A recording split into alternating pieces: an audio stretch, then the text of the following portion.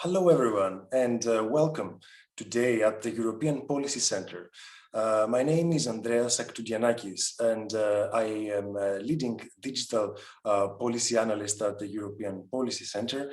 Well, it is great to have you with us today because of the particular timing and the spirit of the times, as we will be looking at lessons learned from e-governance during COVID-19, and especially with relation to Greece. So it is great to have with us today a special guest, Mr. Kyriakos Pierrakakis, who is Minister of Digital Governance in Greece. Mr. Pierrakakis, thank you very much for joining us today, or as we say in Greek, kalos ήρθατε, to today's policy dialogue. It is great to have you with us today, as I said already, because over the past months, maybe over the past year, we have seen citizens in the EU and beyond trying to keep their businesses open and keep going to work and continue their life as usual as much as possible within this extreme conditions that we are experiencing during COVID. In the meantime, we have seen governments digitalizing fast forward during this time because of the significance that digital can bring in keeping business open during COVID. At the same time, we have seen the private sector developing very fast, especially businesses that deal with digital as the core of their services or products. And then there is the big question if the public sector has made advances at the same speed or faster. So we will be looking at some of these questions in the next hour or so. And without further ado, I would just like to offer the floor to you for an initial input before we start a dialogue between us, and then we can open the floor to questions from our audience. So without further ado, Mr. Pierrakakis, the floor is yours. Thank you. Thank you so much. Good afternoon. Thank you for the invitation to speak to the European Policy Center. I'm looking forward to a very good discussion. And as we say, since we spoke Greek, I'll speak Greek myself. As we say in Greece, kalos σας βρήκαμε. Greece's journey of digital transformation started, I think, quite a bit before the pandemic with this new government. And it actually, I have to say, it actually even starts a year prior to that, because the then leader of the opposition and the head of New Democracy, current Prime Minister of Greece, Mr. Mitsotakis, had decided to focus on digital transformation. And he wanted to build a team and form a very solid plan, which would be then implemented by an incoming administration on how Greece could be digitized more quickly. And in this endeavor, we decided to create a new ministry, a new organization, the Ministry of Digital Governance. We decided to define strict KPIs, what we mean by digital governance, and what solutions are we trying to bring to which problems, and how can we quantify those solutions. And obviously this required a significant focus on HR, recruiting people from the private sector, the public sector, universities, both from within Greece and from abroad. In this regard, we designed a new ministry. We tried to learn the best lessons possible from other states. We looked very deeply to what Estonia, for instance, is doing, but fully cognizant of the fact that Estonia is more of a compass rather than a map for us. Estonia had its own digital journey after the collapse of the Soviet Union.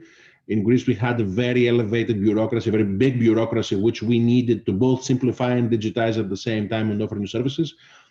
We studied the United Kingdom. We studied even countries that are very far away from here, like New Zealand and Australia, and their digital services.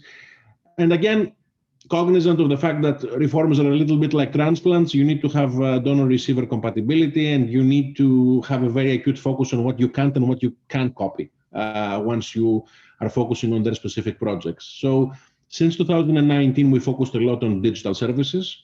We created gov.gr. This actually initiated a year back. We're almost at 11 plus months of gov.gr's existence, very much inspired by gov.uk, but quite different. It has deviated from the original focus of gov.uk is more information driven, gov.gr is more service driven. We started with 501 digital services last March 2020. Now we have more than 1,100 digital services at gov.gr.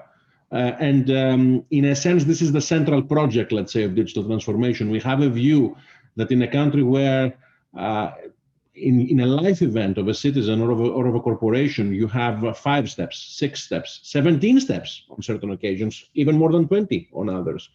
You need to have a unique place, a unique website, a unique platform where you interact with the state. And philosophically, this is also, I think, a necessity for Greece, because it showcases that the country is one, that the state is one, and that it acts as one, which is not how it manifests itself once it asks you to visit 15 or 17 different state guichets. So gov.gr being the central, let's say, project of digital transformation, it's already being viewed as a success. It was very much endorsed by the public, even with numbers, which I can cite. The way in which one can quantify the effect of digital transformation, even in a year which had its own digital challenges, can be through 2 mechanisms. The first one being the logins, how many times you logged in using your state credentials. In our case, those are the credentials of the tax system, the taxes system, as we say in Greece, or how many calls public services made in the interoperability center, meaning how many times the state itself can ask for specific pieces of information, always with the citizens or the corporation's consent in accordance with GDPR, but not asking for a specific interaction, obtaining those pieces of information centrally, which is, I think, something which is a necessity moving forward. So if you add those numbers up, in 2018, we were at 8.8 million digital interactions, let's say, between citizens and the state. Those are 8.8 million visits not made. In 2020, that number had ignited to 94 million. So I think this shows a sense of magnitude, almost times 12, of how much work has been conducted in those 2 years, in this 1.5 years primarily. On telecommunications, we also decided to focus very aggressively. On 5G, I think we have managed to develop a policy which is quite unique. We managed to complete the spectrum auction before 2020 was out. We auctioned all 4 bands of 5G together, and there we advanced an innovation, the innovation being dual. The first aspect of it being that we're using 25% of the revenues of the auction to create a specialized venture capital fund, which will then invest in the 5G ecosystem, thus addressing a main need of this whole 5G debate, which is that most of the value will stem from the vertical sectors of the economy, which are going to be disrupted by 5G, rather than by the telecom sector itself. And the second innovation being that we didn't auction the full spectrum, but we reserved a small portion of it to this ministry, actually. And we're offering access for free to startups, research centers, and corporations. And this policy, together with the fact that we managed to auction all 4 main bands of the spectrum together, which is not a given to most other states, showcases, I think, a clear signal that this country is moving forward aggressively on digital, but also a very clear line of thinking about how we believe that all of the states should be structured moving forward in this new disruptive technological environment. Many other steps have been made. I can quite quickly mention the fact that we have published our digital Bible, our national strategy, which is not only a strategy. We have had enough strategic documents, I think, published in the last years. It's an action document. It defines more than 440 projects which are going to be implemented in the years to come, small or large, either projects that can be developed by the public sector itself or large-scale projects. There we will leverage the significant financing that will emerge from the RRF, from the European capabilities post-COVID, which is, I think, quite significant in the deployment of this strategy. I can also mention our digital law, as we say, which was voted last year in the Greek Parliament. It was voted by an equivalent of 275 MPs out of 300, which is quite unique for our political circumstances, for political parties. Apart from this government, parties of the opposition showed support for our digital initiatives. The 5G strategy was part of this law. And we were, I think, probably the first member state in the EU to transpose the regulations on the telecom code and open data. I think that all of those steps made together showcase a very clear strategy, but part of, I would say, a significant part of what we have been doing in the last year is also subject to the conditions. And we deployed a full series of tools which were pandemic related. The first one amongst these tools was an SMS-based service for permits, for citizen permits, instead of paper. We viewed this originally as an exercise in behavioral economics, as a self-regulation tool on behalf of citizens, that you could very simply send an SMS number to a 5-digit SMS number, and you received a reply which bounced back. This was very simply put a tool to use instead of paper, but we viewed this as a self-regulation tool for citizens, and it was endorsed as such, especially during the first lockdown. This is just one example. But I will close with what we're currently focusing on significantly, which is the vaccination platform. And there, this is viewed domestically, but I think also quite internationally as a success. It's a 4-channel platform where you can book your appointments to be vaccinated. The first platform is quite simple. The first digital platform is that it's simply a website where you can book your appointment. It looks a lot like the similar platforms used by airline companies, for instance, to book tickets. It's as simple as that. But we also instrumentalized our national prescription, e-prescription platform. And through this mechanism, citizens receive, since they are enrolled, those citizens who are enrolled, receive an SMS where there is a proposed appointment on behalf of the state, should you be in the selected population groups by the relevant national committee. So we have 2 digital, let's say, paths, one of which involves the state coming to you and offer you the proposed appointment. And we have also reserved 2 additional channels, the citizen service centers, which we have in Greece, primarily for those who don't have digital skills, but also the pharmacy stores, which are 11,000 in Greece. They're primarily SMEs. And citizens, since they don't have digital skills, those who don't, can go there and book their appointment with the help of the pharmacy store and the people who work there. I think it was quite wise not to opt for a call center. The input that we're receiving from other member states of the EU or other countries abroad is that call centers don't work in large numbers, in such large numbers. So the customer experience, let's say, if we viewed this through a different lens, is extremely positive through these 4 channels. And it's also, I think, a manifestation of what digital can do for you, how digital tools can improve the quality of life of citizens, how they can be injected and employed in each one of the citizens and the corporations' life events, from the birth of a child through the passing of a loved one, and how they can completely simplify those interactions with the state. And at the end of the day, this is a generator of trust towards the state, trust towards overall the country. And I think this is quite significant moving forward, especially in countries which have had institutional challenges and crises that they had to manage in the past years, and new crises that can potentially emerge in the future. This is, I think, quite significant, and it's a lesson moving forward, especially after an extremely challenging period. Thank you very much, Mr. Pierrakakis, for this very useful input at this point in learning about what Greece has done and what lessons can be learned for others too. As you said, this digital transformation that countries have been going through over the past year, for others who were doing relatively well, others who had to start from a lower starting point. And so, this has been a challenge for everybody. What is very interesting also here, I guess, and there are quite a few issues you mentioned that I would like to discuss with you. And we have, for example, understood, that this growth in digital governance is helpful for Greece, but also other member states to deal with the pandemic. But it is also extremely useful in order to sort of modernize other sectors. in the future, so after COVID-19.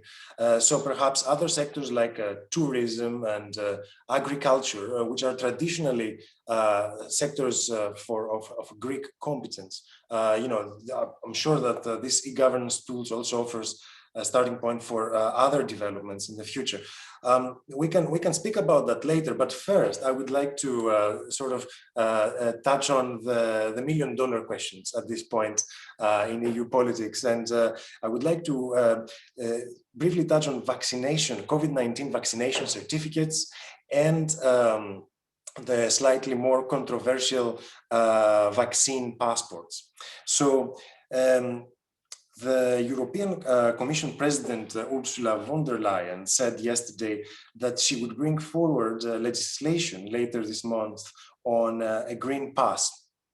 And we know that Spain and Greece and Portugal are some of the states that are favorable towards this.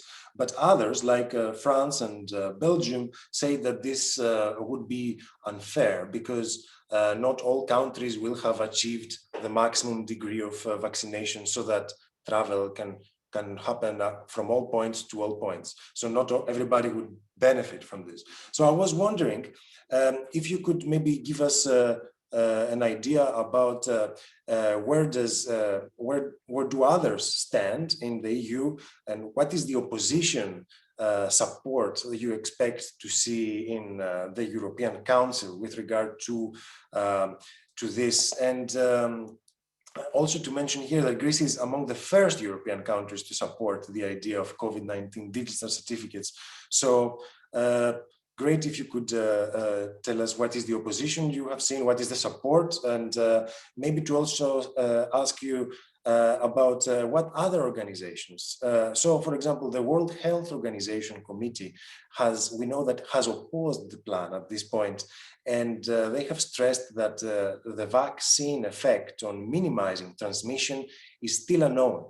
And so there is some opposition, there is some support. Where do you stand, and what do you think is the way forward when it comes to these digital certificates?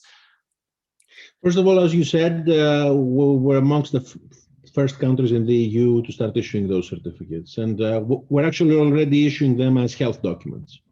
And this fully closes, I would say, the circle of having a fully digital process domestically, starting from booking your appointment up until the end where you have a certificate, a receipt, let's say, of the fact that you had your vaccine. Now, my prediction, I have to say, even though overall those are very dynamic times, is that at the end of the day, this discussion will not be controversial. Eventually, our belief, and this is why the Greek Prime Minister has suggested this as a proper policy moving forward, is that actually it's quite rational to adopt them. The key debate lies, I think, on three issues. There are three topics of discussion. The first one is how they should be structured eventually as a common European template. This is something which is already being debated within the EU. What types of personal data should be or shouldn't be included in the certificate for it to be commensurate with the GDPR? I think that this is something which we could easily agree upon. Perhaps your social security number eventually shouldn't be mentioned, but your birthday should. This is a debate, let's say, for the experts on GDPR. The second discussion is the technological discussion. You need to have, let's say, an issuance capability of those certificates, but you also need a verification capability of the certificates. This is something which we have developed in Greece. The key question lies on the use cases. Where should those certificates be used and where shouldn't they be used? Again, a discussion which is very much, I would say, it has the GDPR at its nucleus. In our view, it's non-controversial and it should be adopted, especially when one focuses on travel, on crossing borders. And I think it's easy to rationalize it on the basis of the fact that right now, if you cross the border, perhaps you need to be quarantined or perhaps you need to be tested.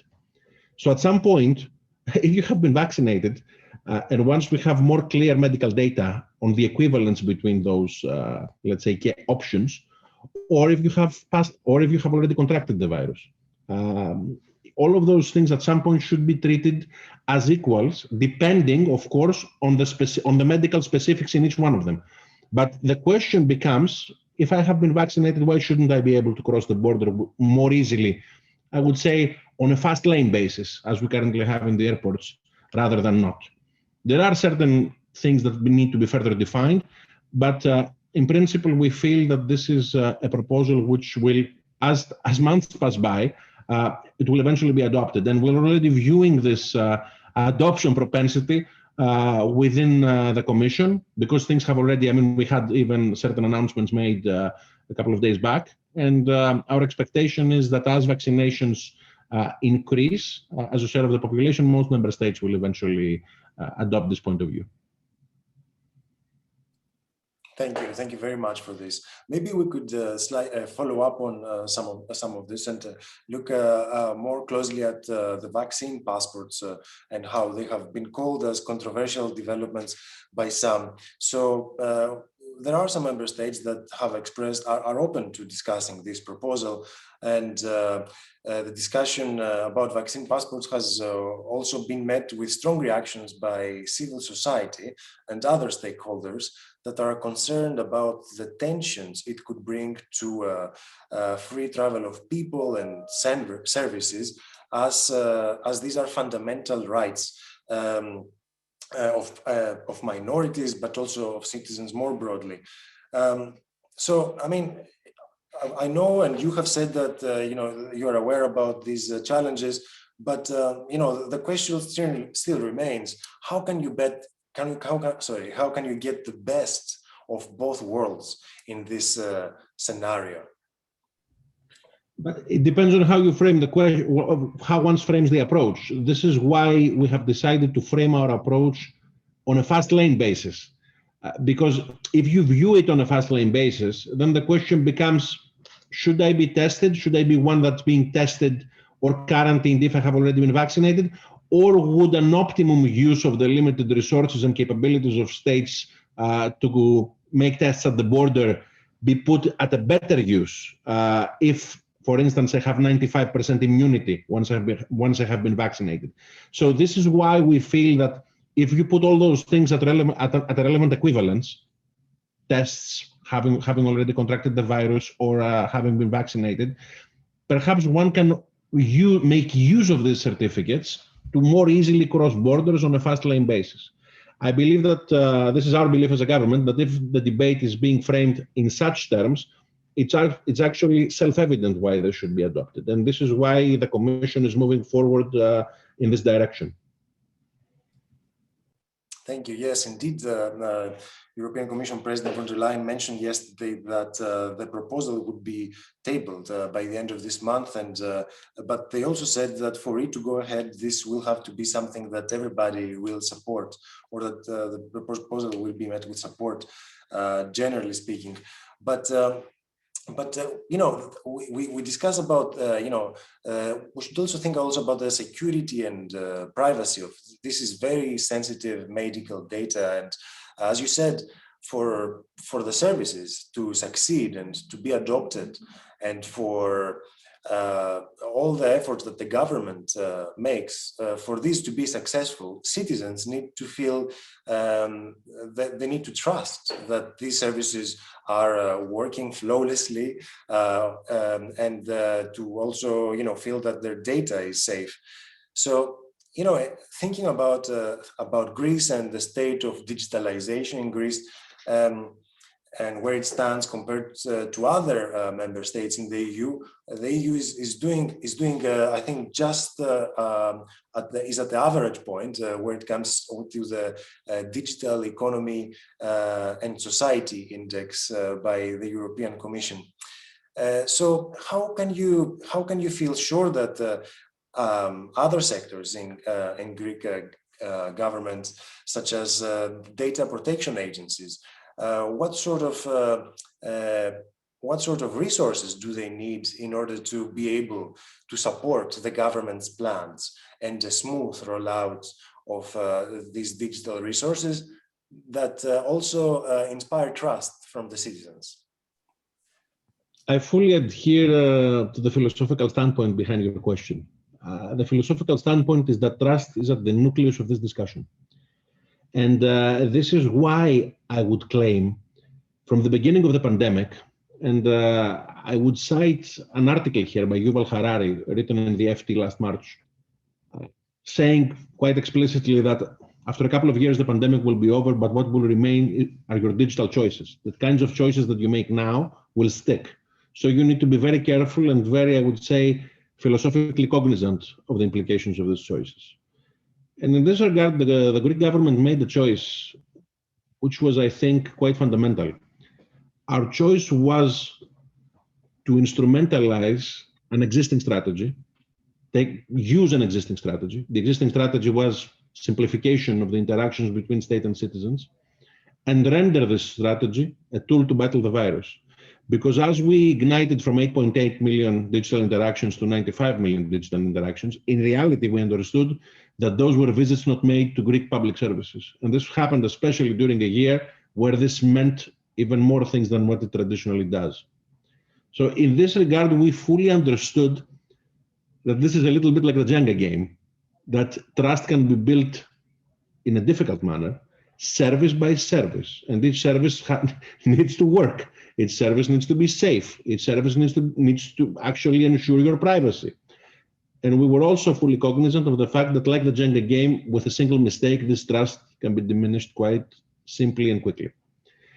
So all these 1,100 services of gov.gr have one thing in common: they work, and they work quite well.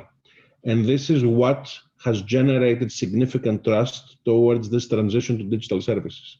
There was a very clear philosophical point of view behind all of those new offerings, especially in this year of challenges. And what I would claim is that even with this debate on the certificate, of course, we're guaranteeing privacy and security. That's why I think I mentioned GDPR many times during my responses to your question. I truly believe that this should be at the center, because at the end of the day, the EU is a regulatory superpower. And what can distinguish us is the capability to actually regulate technologies, especially in emerging times. And in this regard, this whole debate needs to be structured around the GDPR. And this is why this forum needs to have, I would say, the minimum necessary, what's absolutely necessary on top of it, nothing more if it is to work. It needs to have QR codes, it needs to have digital signatures, it needs to have this verification system, but at the end of the day, it should have the minimum data required, not more. So in this regard, I believe that as we have already established in our domestic offering of digital services, the whole point of view is to enable citizens. The whole point of view is to use even this policy as a tool to facilitate, not as a tool to limit your options, because that's not the point. The whole point here is enable citizens, facilitate citizens. Thank you so much for this. Another issue to discuss here maybe links to how, I mean, it all sounds good, and having a plan in place about resuming business as usual is what citizens and businesses want alike. But there's also the question about how to protect those who are vulnerable in this process. And when it comes, for example, to issuing digital passports, there is the fear that minorities or others who are EU citizens or not, but in any case reside in the EU at this point, will have trouble, in being able to access public services because they might not be vaccinated, or to travel where freedom of movement is available. And these are usually concerns of the civil society when it comes to how can, basically, I guess the question is, we have seen xenophobic populism in the EU previously, using legislative proposals as a vehicle to promote, this far-right xenophobic narrative. And civil society is afraid about the same thing, how digital passports could become a similar vehicle for xenophobic populists, for far-right politicians to say, for example, to divide people, to raise walls, to call for strict policies when it comes to how minorities and people without their full identity and full travel documents, how can they work in this environment? And I was wondering if what would you respond to that, to these civil society organizations afraid about how digital passports can become another tool for xenophobic populists and the far right? That my response is easy. My response depends a lot on the use cases and how you fully deploy this technology and this policy. So the way in which we have already, I would say, put this idea on the table does not touch upon any of those concerns in a problematic manner. Because at the end of the day, we're proposing that it's being used as a fast lane when you have testing or quarantine on the one hand, to have this as a fast lane capability on the other, not to exclude, to solely and simply facilitate. But I think that this debate, the debate about how you don't exclude overall and how you, I would say, take the most vulnerable of society into account, is a broader debate. And it's a broader debate, especially as we have digital acceleration moving forward.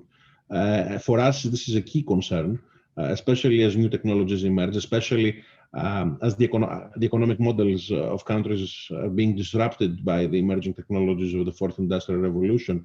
So in our view, in our digital Bible, one can see that we have very targeted reskilling programs for the most vulnerable, because I think this is the more strategic debate, right? It's not about one thing per se. It's about how, as the economy is about to change, how as your state is about to digitize and change, how as you are about to start provisioning services in a more digital manner, how don't you leave anyone behind? That's the key question. And anyone can mean many things, right? The most vulnerable economically, socially, immigrants. So there, our approach is to tailor targeted programs of reskilling and inclusiveness. And in our view, it's an absolute necessity, because there is only one way to move forward together. Yes, I agree with you that digitalization is an all-encompassing process, and there are risks, but there are also great opportunities. And so obviously, while dealing with the risk, we shouldn't forget about the opportunities that it brings. And maybe I can take this as a link to focus on another question. And maybe we can think about, and you can tell us from your point of view and your experience, how can this fast forward digitalization that governments, and especially the Greek government, has put in place, how will this all these developments you have mentioned, for example, on 5G, the e-gov, and other areas that you have moved ever since the pandemic, how can these developments ensure that other sectors like tourism and agriculture, Greece is a country that has some dependencies, maybe when it comes to some traditional sectors in the economy. How can this digitalization, this fast forward, help other sectors to modernize too? Is there a plan about how can this, how can we harvest the fruits from this process at the end of the pandemic, when that comes? At the beginning, when we were shaping our policy, we had a very clear sense that digital transformation effectively is a horizontal policy, right, across the government.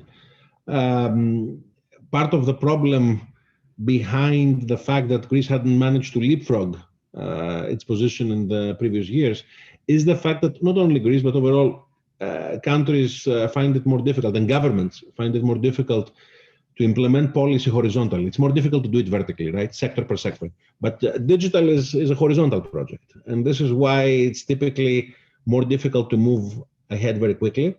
The countries in which what we studied and what we learned even before our experience here was that the countries which succeeded to do so were the countries where this project effectively was the project of the head of state or head of government. This is absolutely the case here. it's a very significant part of the answer why things are moving forward very quickly. I'm using this as a first part of the answer to note that even though the policy is horizontal, the policy is structured vertically per sector at the end of the day, depending on the projects which we have in mind. So the key question here for us in this digital Bible, when we were constructing it, was to jointly agree with every other ministry, to jointly agree upon a specific policy and specific projects which we would implement together. So some of these projects have in nature the simplification focus of services, how to simplify the interactions with, if you're a farmer, the bureaucracy behind farming and agriculture is significant. This needs to be simplified. So we jointly do this together with the relevant ministry. But it also involves projects and approaches which can completely disrupt the sector. We're not making, I would say, an acute use of sensors in our agricultural sectors, and we haven't yet managed to harvest big data in those sectors. But this is, I would say, an overall problem. So most of the issues that we're facing and most of the challenges that we're trying to leapfrog and the disruptions that we're trying to make effectively are horizontal in nature. So that's why we created a very strong center here at this new ministry, and we sort of had a central way to manage and shape the strategy. But in this regard, we know moving forward that we're going to be using a full spectrum of tools to measure things, to gather data. We fully understand that we need to move forward with what we call the fourth industrial revolution, but we also need to conclude our business with the third. So we need to do both things at the same time, cover the gaps on the one hand, but on the other hand, develop strategies and move forward on the forthcoming challenges of the future. That's what we did on 5G. So on the one hand, you measure, on the one hand, you cover gaps, but on the other hand, you disrupt. And you disrupt by adapting certain approaches like big data analytics, harvesting data, interoperating your data. Most of the things on most of these horizontal projects, you can hit, I would say, many birds with one stone. They have a silver bullet nature. Once you interoperate systems and once you create data lakes, in a sense, you can unleash lots of potential in many sectors. But this is a neural network-ish strategy. It's fully structured in the digital Bible. It's fully, I would say, crafted there, but it's being implemented day to day, not only by us, but I would say by the full spectrum of the government. Indeed, thank you very much. Yes, it is a collective effort, and sometimes others have described it as 2 steps ahead, 1 step back. Sort of process, because we do learn as we go. Perhaps at this point I can ask our audience to send in their questions. I haven't received some of you, but please feel free to share more questions, and in a few minutes I will be able to focus on them, on the ones that we have not addressed already with the Minister. Minister Pierrakakis, on another topic, similar though, fake news has been at the top of the agenda, and we have seen fake news exacerbating during the pandemic. Whether this has been fake news from other parts of the world or fake news within Europe, this is a broader discussion. But fake news in dealing with the pandemic has been one of the key issues, and I was wondering if you could, tell us. Also in relation to the previous discussion, which sectors are going to be benefiting first? Which sectors would you think would need to be modernized first in the Greek economy? And maybe as a second discussion, we can discuss about what has been the issue with fake news in Greece when it comes to vaccines and the dangers, and how have you been tackling this? Touching upon fake news, even though it's not one of the areas where we focus a lot here. This is more of a content, let's say, rather than a technological discussion, which is the second is what we're mostly focusing in this ministry, the regulation of content and the overall media strategy of the government is part of another department. But what I could say there is that the problems that we have faced vis-a-vis vaccination and fake news are quite limited. They're certainly more limited compared to what we have seen emerging in other countries. what I can say is that behind the vaccination story, we see a lot of positive news actually domestically, and we're seeing, I would say, a viral nature of the quite positive reactions that we're facing on behalf of citizens vis-a-vis the vaccination system, the way in which they book their appointments, the way in which they experience vaccination in the vaccination centers.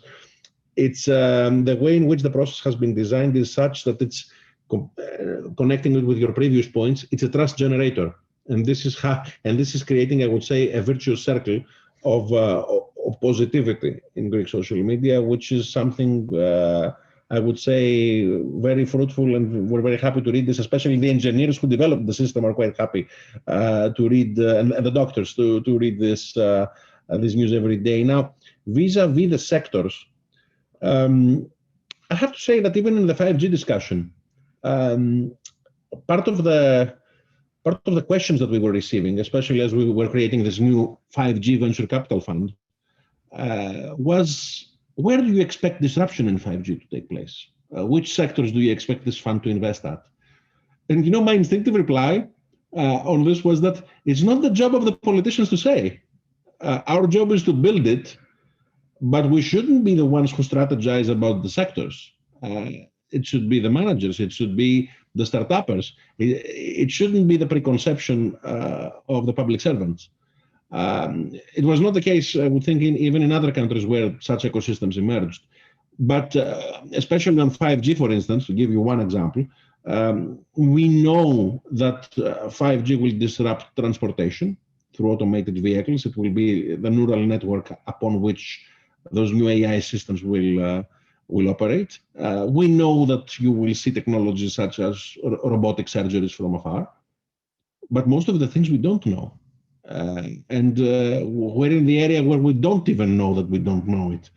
And in reality, what we need to do, I think, is to design the proper institutional mechanisms and the proper structures to unleash this potential once it's there by the private sector actors and by the entrepreneurs and the founders. Now, my expectation in this whole digital transformation strategy of the state overall, of simplifying interactions, of unleashing potentials in sectors using certain public technologies, sensors in agriculture, AI data, business intelligence systems, etc. I would say that I have an expectation that the potential will be horizontal.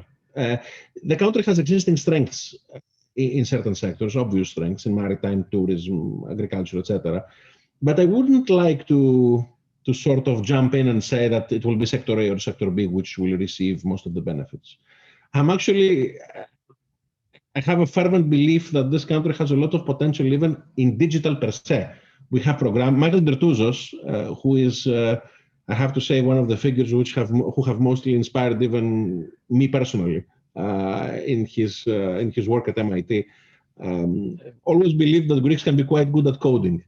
And if I were to make an analogy from the IT sphere, I would say that this country has always had the hardware, but it lacked the software until recently, meaning the institutional playground, the right strategies, the right projects, the right tools to unleash this potential. Potential not only spatial, potential of the people that work here and operate here. And I believe, and this is an endorsement that we're receiving from the public, that right now, we have what it's there to fully unleash it. Obviously, the pandemic being a very challenging period has acted as an accelerator, because what was outstanding before it rendered it necessary, especially during the expectations citizens had from the state. As they had business continuity expectations from businesses, they had state continuity expectations from the state. So the state had to aggressively digitize very quickly. So we delivered, and I think to a certain extent we surpassed this expectation. But right now, it's time for the next step. And the next step is on a series of other technologies, on the emerging ones, on what is to come, to fully present the strategy, to use and leverage the European financial capabilities offered to us to implement 100% of it, and to do it as fast as possible. And our commitment is to deliver upon this. Thank you. Thank you very much. Very, very interesting things to touch on here, and I will try to do so while also bringing some questions from our audience.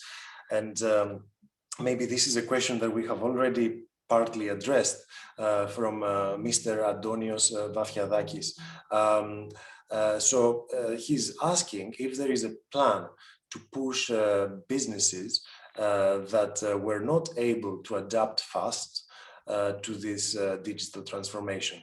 How can you push these businesses to adapt digital afterwards? And maybe in that sense, this is about a question about unleashing the innovation that you were just referring to. I mean, and as you said, in many ways, being overly prescriptive as a government has its downturns. So how do we create the right conditions so that the private sector, but also the labor market can increase incentives for looking into digital, from digitizing, but also for incentives to unleash innovation in this field?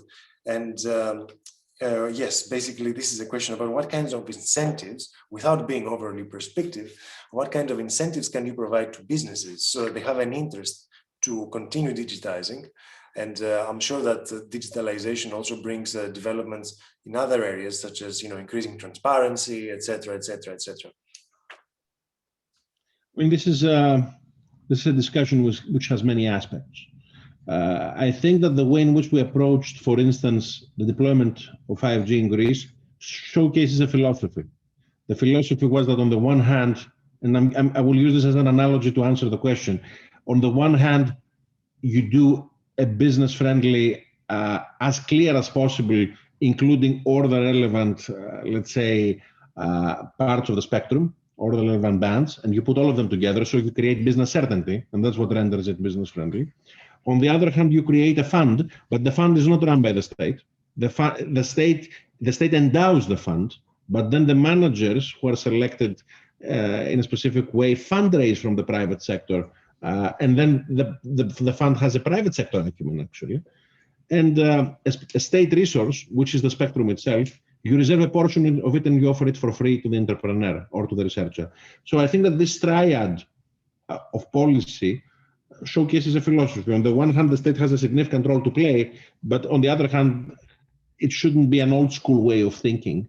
Because if this discussion with the technological options of the past took place 20 or 30 years ago, stipends would be in the or more direct state support would be in a potential discussion of such a policy mix, and in our case it wasn't, or other types of options. So thinking similarly along similar lines, what we're trying to see right now, and this is part of our debates and our discussions with our European partners and with the Commission vis-a-vis the structuring of the RRF and the plan, is how we can endow Greek businesses with specific technological tools together with the reskilling that they will need in order to be able to make use of these tools, and how they can be better educated to completely unleash the potential of these tools. So we fully know, for instance, that cybersecurity, especially as we're all transitioning digitally, will be much more necessary, and everybody should be much more educated about how they protect themselves in this digital environment and what types of personal tools and instruments they're using to protect themselves. Second, we know that business intelligence tool harnessing the power of artificial intelligence will also be quite useful in many sectors where one is trying to target consumers. And we also want to offer these tools to Greek SMEs or to Greek businesses overall. We know that even more traditional tools are quite useful, right? Even digital signatures. I mean, we provisioned that we're actually procuring new ID cards in Greece, which are quite similar to the Estonian paradigm. And what we have procured is that each Greek identity will include its own digital signature within it. It will be a signature within. But until we have the new Greek IDs, why not offer digital signatures to all businesses that want them, to as many as we can? This is part of our strategy. We plan to do it in the coming months. But I'm using this as an example of a more simple tool, not extremely sophisticated, but which proved to be quite useful, especially in this challenging year. So I would say that overall, we have a strategy which we plan to fully announce once its details are fully finalized. And it's quite clear to us that we need to incentivize businesses to employ and make use of the best digital tools that we can moving forward. I think it will be quite instrumental. And we also view that skills are a very significant ingredient of this debate. Thank you very much. In advancing with all these plans at the national level, but also at the European level, there are proposals that member states are advancing at this moment, and then there are many other proposals that are tabled at the European level. And so proposals by the European Commission last December, the Digital Services Act, a bit earlier in November, we had another plan that was identified, the Data Governance Act. And obviously there are other developments here that we expect to happen in the course of 2021, such as the Data Act. So, I mean, these are all proposals taking place at EU level, so this is going to be legislation that will apply to all member states equally. So I would like to hear from you, when it comes to these proposals, as you said, these are vertical plans, and while these are vertical plans, Europe is not equal from the beginning till the end. There are some member states that are further economically empowered from previously, or others that not so much. But basically, I wanted to ask you, how do you think these proposals at the EU level, and how do plans that you are carrying out at national level in Greece right now, what sort of harmony is there, and what would be your most important tip for EU policymakers? So what is there to keep in mind when creating vertical legislation that applies to everyone equally right from the beginning? Does this legislation take in mind, for example, areas where others lack, and does it add further problems when there are existing deficits? Or does it provide the kind of momentum you need in order to keep boosting this sector? I have to say that I'm a fervent believer in the regulatory capabilities of the Commission and of the European Union. And as I mentioned before, part of our value proposition as a union is that we are a regulatory superpower. And in this regard, every member state is having a seat at the table, and every member state is offering input in those debates. What I would suggest, though, is that it's part of, I would say, our overall suggestions in those debates, even in the councils of ministers and in discussions with the commissioners, is that is an experience that we had domestically here. So, in a sense, what COVID-19 had as an implication for us, as a ministry, as a team of people who run digital policy for the Greek government, is that from a strategic ministry, from an originally conceived ministry as strategic, we became an operational ministry. And in effect, we ended up running the vaccination system, running other systems during lockdown, and a series of other projects. And I believe this has an interesting implication. The implication is that even once we go back in the design of our original policy, I think we need to learn more from one another vis-a-vis our failures and successes, vis-a-vis our on-the-ground plans. So regulation is extremely important. The legal aspect and the strategic aspect is extremely important. It's essential for us to do our job. I think it acts as a catalyst for us to do our job properly.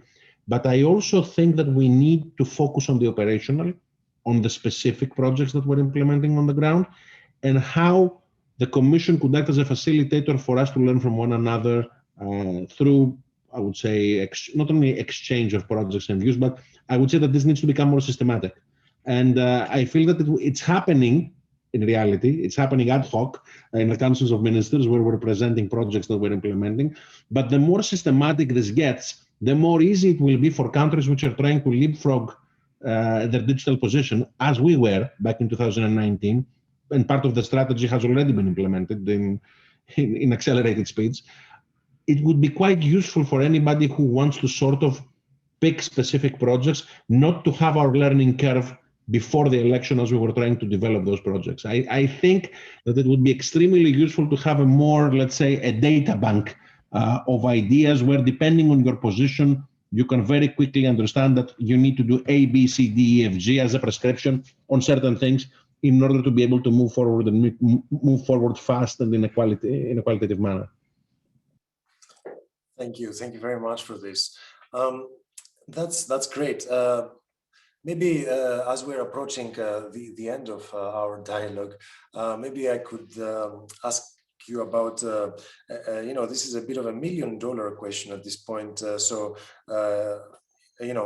feel free to avoid answering that too if you like.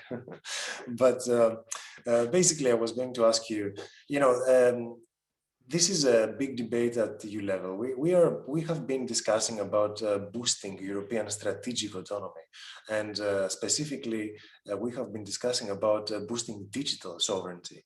And this is obviously one initiative, and a strategic initiative, a strategic area for the EU to advance. And we have been talking about this quite a lot, but at the EU level, but almost everybody agrees that the EU lags behind when it comes to other peer economies such as China and the US, when it comes to digitalization, data governance, etc. As you said earlier, the EU is a very strong regulator, and it can condition the development of other areas too, with the extraterritorial aspect of its legislation, such as GDPR.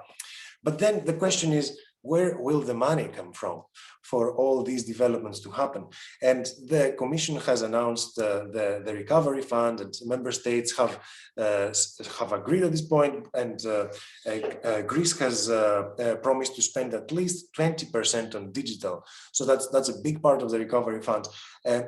Great. It would be great if you could perhaps give us an idea about how do you plan to use some of this money in the coming months when they're released, and maybe to also discuss how will investment from the private sector can be boosted.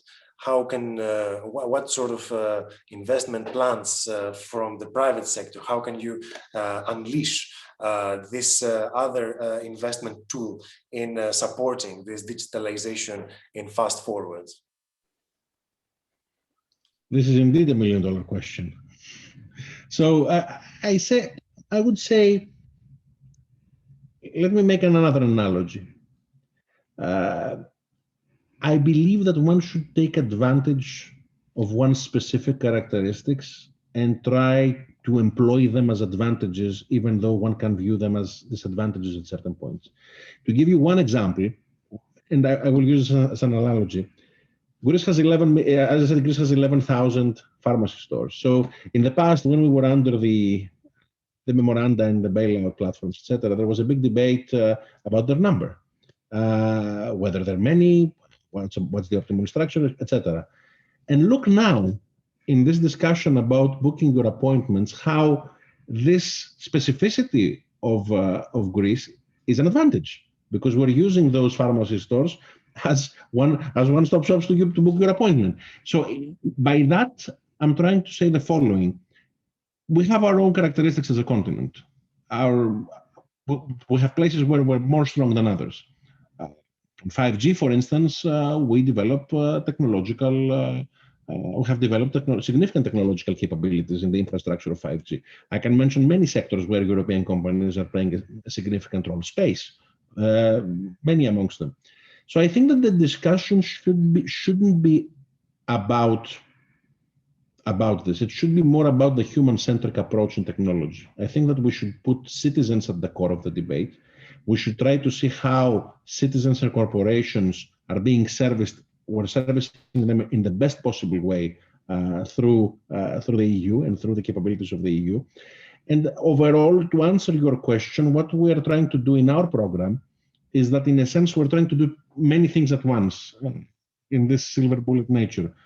What do we have in the program? On the one hand, we're trying to cover the gap of the past, as I said. So Part of the debate is as simple as we're using simple projects to digitize the state. And digitization of the state on certain occasions means obtaining systems where you don't have them. We have an e-prescription system which works beautifully, but we don't have digital patient records. So this is a premium opportunity to obtain them. So we need systems. Then we need to transpose paper into data, which can sound mundane, but it's an absolute necessity, because if you have tons of paper in Greek public services which you haven't yet managed to digitize, if you don't digitize them, you don't have inputs for the systems. So in the cadastre, we need this. In hospitals, we need this for the patient records. In the pension system, we need this, because we have had delays in issuing pensions compared to other member states of the EU. So we also have such projects in the package. We have reskilling projects, because everybody needs to be able to follow this digital acceleration. And we have certain technological projects which can completely enable us not to change page, but to change chapter. 5G corridors, microsatellites, projects that can fully enable the use of fiber optics in Greece and the adoption of fiber optics in a country which is not copper free. So my overall claim is that you need to strategize on many layers simultaneously in digital policy. One needs to resolve the outstanding issues of the past, and one needs to open the window to what is to come and not miss the next train. And as a continent, I feel that we have the capability to achieve it. We have the human resources, we have the university systems, we have the companies. We need a very clear strategy, and above all, I think we need a very clear operation plan. But all the core elements are there. Thank you. Thank you very much for this. I'm afraid that the clock has been ticking, and now it is almost time. Maybe I could just touch on a very, very last issue, and feel free to be as brief as you like. I was wondering what support do you hope to get in the Greek Parliament for moving forward with these plans, and how have the different parties responded to these plans of this government? I mean, as I mentioned before, we had our digital law voted last year, which was one of the biggest pieces of legislation passed by the Greek Parliament in the last years. And it received support from, apart from ourselves, another 3 political parties, and an overall support equivalent to 275 out of 300 MPs. Our overall view is that digital is not a polarizing issue. Technology can be political, but the way in which we believe the debate should be framed is a facilitation and an enabler and an instrument that helps citizens. We view that if technology is deployed properly, it can limit inequalities for the working parents, for instance, who can have access on digital services from home, for Greeks abroad, for people with disabilities. And at the end of the day, it can better help taxpayers to optimally target each single euro where it's most needed. So if we have all those things in mind and we shape policy properly, then we view this as a policy area where political support can be generated not only on one side of the aisle, but overall. Thank you so much. Thank you for this. Thank you for your time. Thank you for joining us here today. And thank you for this great discussion about this important work that you do. And you know, it's also extremely useful for our audience who have joined us today. And a big thank you out to you too for joining us. And we had a very, very a big turnout, especially as you would imagine from people who are Greeks in Brussels or Greeks in the EU outside Greece, but also a few from within. So thank you again for joining us here today and for this lively discussion. And I hope that we keep in touch in the future and we can continue this discussion where we left it, maybe in some time from now, when a few more developments will have taken place and some of the plans that you have discussed will have the opportunity to be enforced and implemented. So big thank you to you. Thank you. Thank you so much. Absolutely. And it was a joy to speak to you. Bye-bye.